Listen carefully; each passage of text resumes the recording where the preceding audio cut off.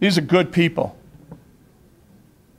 And they run the gamut of parties. It doesn't matter to them, at least not as I see it anymore.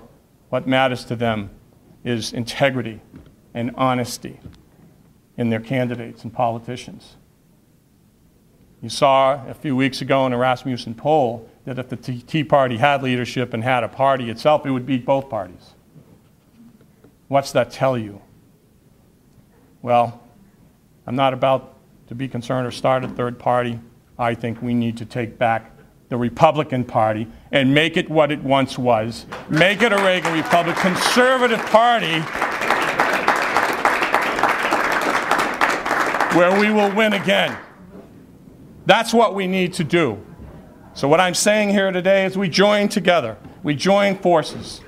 I've spoken in front of libertarian groups, liberty groups. I've been in front of independent groups, certainly GOP groups, all walks of life. The message is resounding, and it is accepted by all of them. We have a common unity right now. The unifier is certainly the fiscal issue. The spending, out of control spending, and what's going on in the state of New Hampshire and also our country is untenable. It can't continue. But worse than that is the loss of liberty and freedom we're confronted with. I don't feel it's about nationalized health care. And I don't feel it's about cap and trade. I feel it's about control. I feel it's about the desire for control. That's what's going on here. We now have this happening here in the state of New Hampshire.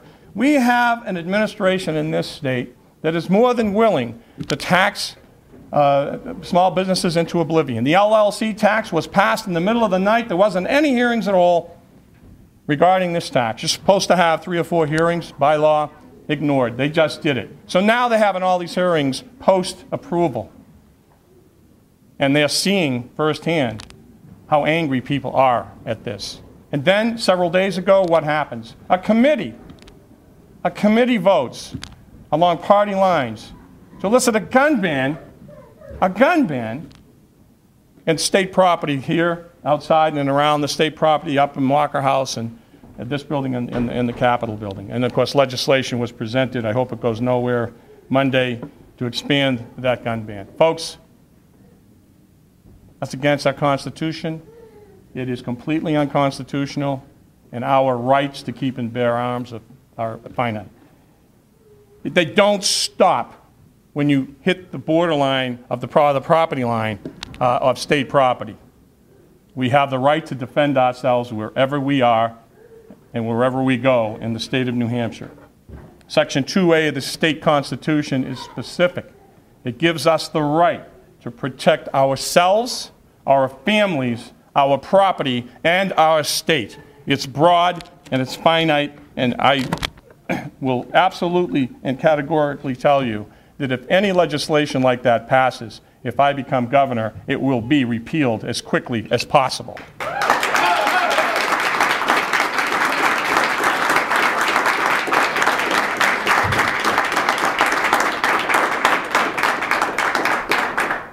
You know, when I talk about bringing the Republican Party back to its roots, I really mean that.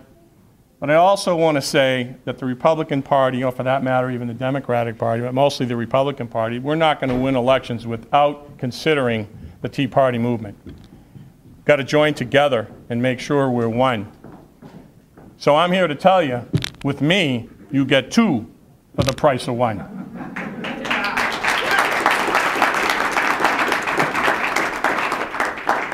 People ask me, why are you doing this? Well, I can tell you, it's not politics for me, not ego. Yeah, believe me, there's a lot of other things I'd probably rather be doing. But I consider myself a patriot. That's why I'm doing it.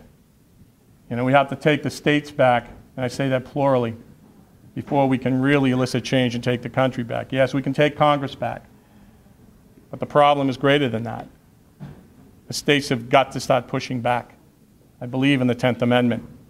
It's time for us to push back on the federal government and their ever-growing encroachment on our freedoms and our liberties. Capitalism. I'm a private sector guy all the way, but I believe in capitalism and free enterprise. And I believe in providing immediate tax relief, should I be elected, for small business in this state. I would go.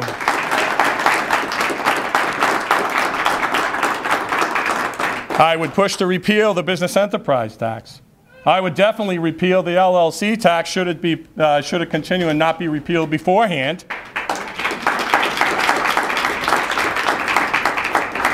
I would revamp the business profits tax. Think about it. Now, I'm a businessman. I've experienced this firsthand for over 30 years. I speak to you firsthand. The business profits tax is 8.5% right now. Small businesses can't afford it. When you look at sub-S corps, if you look at LLCs now, proprietorships and what have you, and all this money flows through, in a sub-S corp, it flows through to me, profits and/or losses. And I report that on my personal income statement. But folks, if some of you in this room, I'm sure, are businessmen and women. You don't literally get to keep all that money. You basically have it charged to you on your tax return, but you leave most of it in the business so that you continue to meet payroll and continue to buy capital equipment. That's how it works. It's a very misleading thing when you look and say, oh, you know, Jack might have made $250,000. No, you didn't. That's because it came down to me on the income statement. I maybe took home 1/3 of that or 1/4 of that to live off of, but basically the rest stayed right there. So here's the deal. How about lowering the percentage of the business profits tax, the higher the profit? Let's incentivize businesses to make more money. What happens?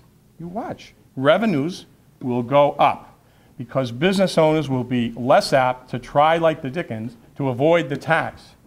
They'll feel it's fairer. And I, for one, agree that we should all pay our fair share. Keyword fair. So I'm for lowering the business profits tax as the incremental profits go up to incentivize small businesses. I'll cut welfare programs. And welfare is meant to be a help up, temporary period of time. It's not meant to be a way of life. And we have turned it into that in this state. We have people moving from Massachusetts to New Hampshire because we now have a better welfare system. Never thought I'd see the day, but that's what's happening. So we're going to take a good hard look at that. If you're able to work, you're going to work. I believe in personal responsibility. I come from the school of hard knocks. I've been through a lot in my life. People say to me, well, this is going to be really difficult. Well, yeah, but you know what? I've been through a lot worse. I've been through a lot worse. I can deal with this. I intend to reduce the budget by 5% a year for 6 years. No department head will have the opportunity to argue about or complain about not knowing what I want. We'll constrict government. They'll know way in advance what we're going to try to do and how. I'm going to help them with that. I'm not going to ask them to carry that entire burden. We're going to work together to come up with a way to accomplish that. First year it might be even deeper, but after that we're going to shoot for a 5% reduction over the following 6 years.